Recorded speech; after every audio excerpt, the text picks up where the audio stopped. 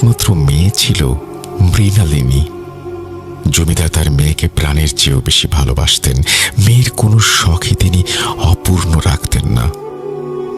মৃণালিনীর পুতুল খেলার শখ ছিল। জমিদার কলকাতা থেকে কারিগর আনিয়ে তার মেয়ের মুখের আদলে এই কাঠের পুতুলটি তৈরি করিয়েছিলেন।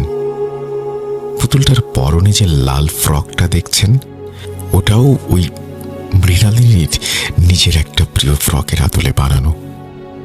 ঘটনাটা শুনতে শুনতে আমি পুতুলের দিকে তাকালাম। বৃদ্ধ বলতে থাকলেন, মৃণালিনী তার এই পুতুলটাকে খুব ভালোবাসত। সে সারাদিন এই পুতুলটা নিয়েই থাকত। তার খাওয়া, ঘুম, খেলা সবকিছুই ছিল এই পুতুলটাকে ঘিরে। কিন্তু হঠাৎ করে একদিন এক অজানা রোগে মৃণালিনী মারা যায়। তার বয়স তখন ছিল মাত্র 7 বছর। মেয়ের মৃত্যুতে জমিদার একেবারে পাথর হয়ে যান। মৃণালিনীর মৃতদেহ তিনি সৎকার করেননি। তিনি তার মেয়ের শোকে পাগল প্রায় হয়ে যান এবং তার সাথে প্রিয় পুতুলটাকেও বাড়ির ভেতরের একটা গোপন কুঠুরিতে রেখে দরজা বন্ধ করে দেন। তিনি বিশ্বাস করতেন তার মেয়ে একদিন ফিরে আসবে। ঘটনাটা এই পর্যন্ত শুনেই আমাদের গা ছমছম করে উঠল। বৃদ্ধ বলতে শুরু করলেন, এরপর জমিদার বংশে একের পর এক অমঙ্গল নেমে আসে। জমিদারের নিজে কিছুদিন পরেই শোকে আর অনুশোচনায় মারা যান। তার বংশের আর কেউ সেই বাড়িতে টেকেনি। ধীরে ধীরে সেই বিশাল জমিদার বাড়ি পরিত্যক্ত হয়ে যায়।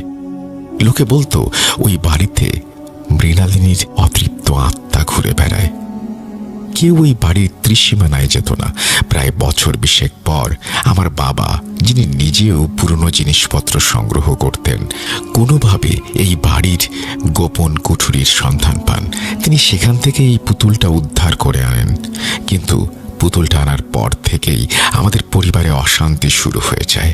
আমার মা অসুস্থ হয়ে পড়েন, ব্যবসায় লোকসান হয়। বাবা বুঝতে পারেন এই পুতুলের সাথেই কোনো অশুভ শক্তি জড়িয়ে আছে। তিনি অনেক চেষ্টা করেও পুতুলটা থেকে মুক্তি পাননি। শেষে তিনি এখানে এই দোকানে এটাকে রেখে দেন, এই আশায় যে হয়তো এর আসল মালিক কোনোদিন সেটাকে নিয়ে যাবে। আমি জিজ্ঞেস করলাম, তাহলে এখন আমাদের কি করতে হবে? ওই জমিদার বাড়িতে গিয়ে পুতুলটা রেখে আসতে হবে? হ্যাঁ, ওই বাড়ির ভেতরে যেখান থেকে এটাকে আনা হয়েছিল ঠিক সেখানেই এটাকে রেখে আসতে হবে। তবে কাজটা সহজ নয়। ওই বাড়ি এখন ধ্বংসস্তূপ, আর লোকে বলে সূর্যাস্তের পর ওই বাড়িতে অশরীরীর কার্যকলাপ শুরু হয়ে যায়। দিনের বেলাতেও কেউ ভয়ে সেখানে যায় না। আমাদের দুজনের মুখেই ভয়ের ছায়া নেমে এলো। একটা পরিত্যক্ত ভুতুরে বাড়িতে রাতের বেলা ঢোকার কথা ভাবতেই আমার শরীর ঠান্ডা হয়ে আসছিল। রনি আমার দিকে তাকিয়ে বলল, হয়ন, এটা আমাদের করতেই হবে, এছাড়া কোনো উপায় নেই। আমরা এক রাত ওই পুতুলটার সাথে কাটাতে চাই না। আমি ওর কথায় সায় দিলাম। ভয় পেলেও আমি জানতাম রনি ঠিকই বলছে। এই অভিশাপ থেকে মুক্তি পেতে হলে ঝুঁকিটা আমাদের নিতেই হবে। আমরা বৃদ্ধের কাছ থেকে জমিদার বাড়ির ঠিকানাটা জেনে নিলাম। জায়গাটা এখান থেকে বেশি দূরে নয়, প্রায় ঘণ্টাখানেকের পথ। বৃদ্ধ আমাদের বারবার সাবধান করে দিলেন যেন আমরা সূর্যাস্তের আগেই কাজ শেষ করে ফিরে আসি, আর কোনো অবস্থাতেই যেন বাড়ির ভেতর থেকে কোনো জিনিস সঙ্গে না নিয়ে আসি। আমরা পুতুলটা নিয়ে আবার গাড়িতে উঠলাম। এবার আমাদের গন্তব্য সেই অভিশপ্ত রামরতন চৌধুরীর জমিদার বাড়ি। গাড়ির ভেতরটা কেমন যেন আরো ঠান্ডা, আরো ভয়ের মনে হচ্ছিল। পিছনের সিটে রাখা ব্যাগটার দিকে তাকাতে আর সাহস হচ্ছিল না আমাদের। আমার মনে হচ্ছিল মৃণালিনী যেন আমাদের সব পরিকল্পনা শুনে ফেলছে এবং সে তার পুরনো বাড়িতে ফিরে যাওয়ার জন্য প্রস্তুতি নিচ্ছে। কিন্তু তার এই ফিরে যাওয়াটা যে আমাদের জন্য কতটা ভয়ঙ্কর হতে চলেছে তা আমরা তখনও কল্পনা করতে পারিনি। গ্রামের কাঁচা রাস্তা ধরে গাড়িটা যখন জমিদার বাড়ির সামনে এসে দাঁড়ালো, তখন বিকেল প্রায় 4টা। সূর্য পশ্চিম আকাশে ঢলে পড়েছে। বিশাল একটা ভাঙাচোরা গেট, তার দুই পাশে দুটো সিংহ মূর্তি, যার একটা মাথা ভাঙা। গেট পেরিয়ে ভেতরে ঢুকতেই একটা স্যাঁতস্যাঁতে গা ছমছমে অনুভূতি হলো। চারিদিকে বড় বড় গাছপালা আর আগাছার জঙ্গল।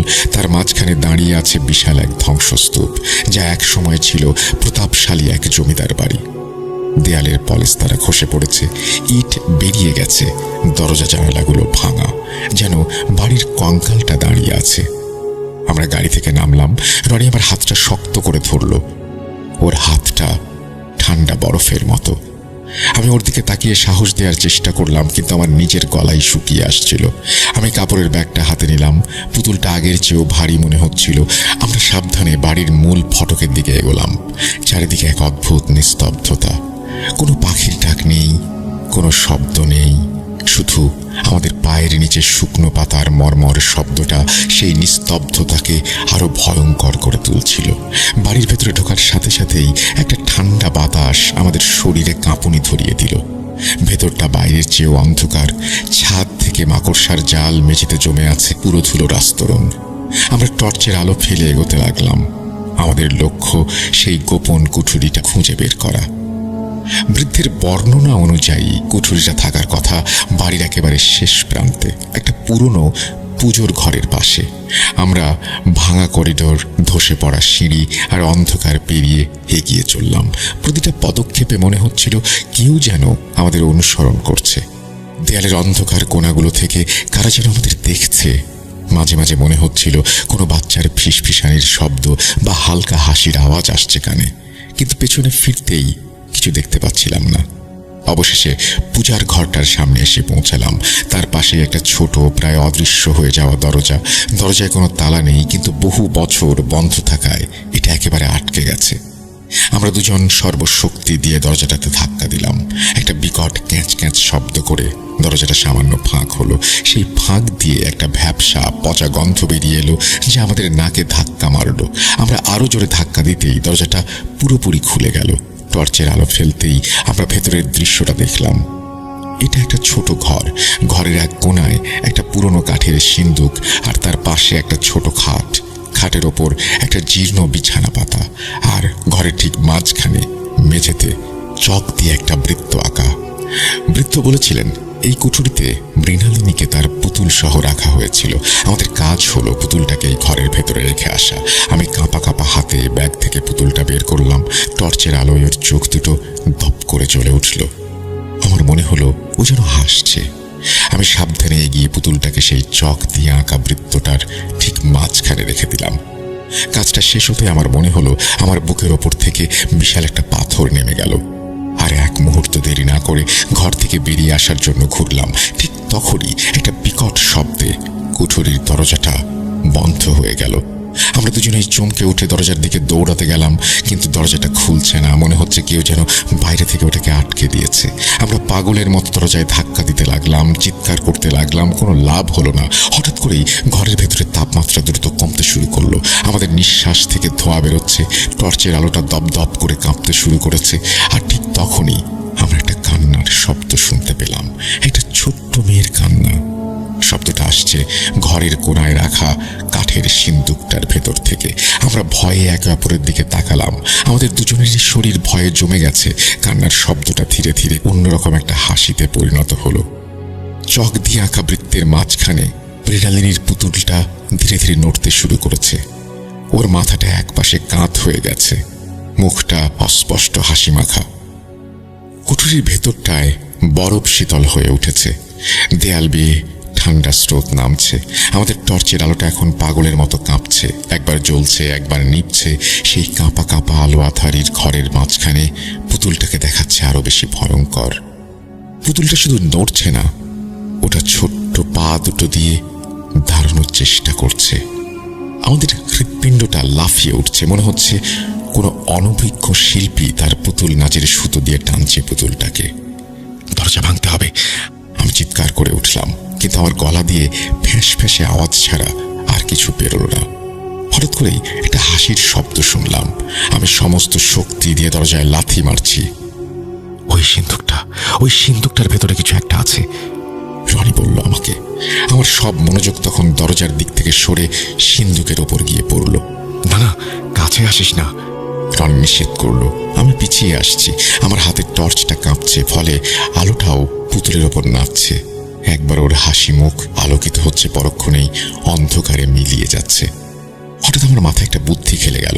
বৃদ্ধ লোকটা বলেছিল পুতুলটাকে যেখান থেকে আনা হয়েছে সেখানে রেখে আসতে।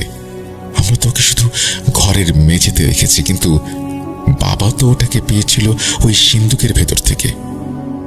রনি, সিন্দুকটা, পুতুলটাকে ওখানে রাখতে হবে। আমার কথা শুনে রনি যেন সম্বিত ফিরে পায়। সে একবার আমার দিকে আর একবার পুতুলটার দিকে তাকায়।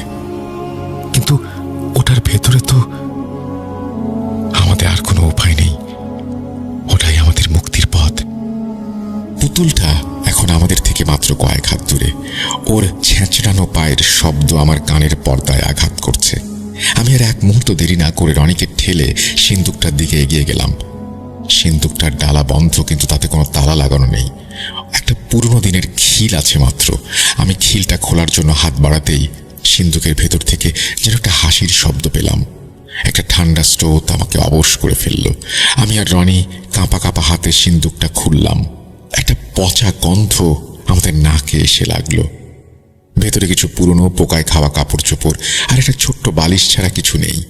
তাড়াতাড়ি কর অয়ন, ওটা একদম কাছে চলে এসেছে। পুতুলটা এগিয়ে আসছিল। ঘুরে তাকিয়ে দেখি মৃণালিনী পুতুলটা আমার পায়ের কাছে ততক্ষণে।